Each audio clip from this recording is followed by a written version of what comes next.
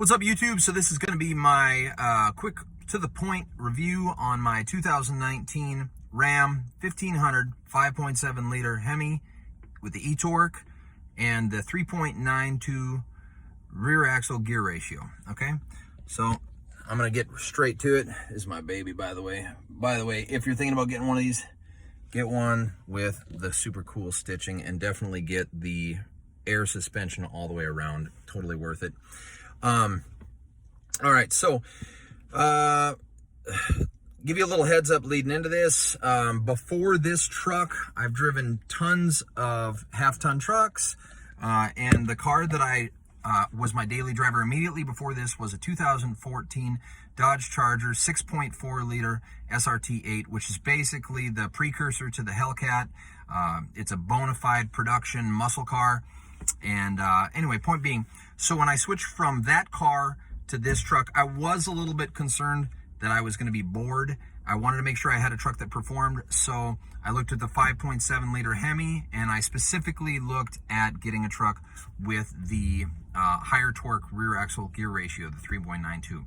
I was a little worried because when you have that gear ratio be a higher gear ratio, you have higher torque, higher acceleration, but you also have lower MPGs.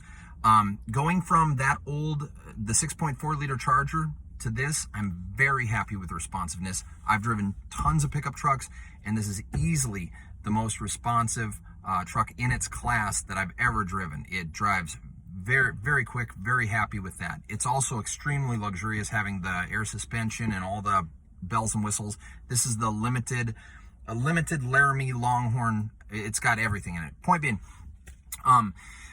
MPGs. So I normally drive probably 90% highway, 10% around the city, and I average around 17 miles to the gallon. When I take road trips, I'd say I average 19.5 to 20 miles per gallon. That's the reality. I don't know what it says on the sticker, but I can tell you from driving this thing now 10,000 miles, and I am constantly paying attention to it.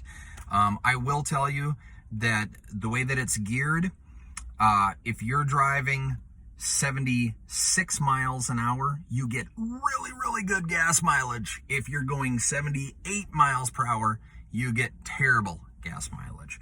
I don't know if it has to do with the, I'm pretty sure it has something to do with how the transmission is geared, at which point it shifts. But long story short, most of the time when I'm on the highway, I pay attention to where I'm at in the gears, and that gets me really good mileage.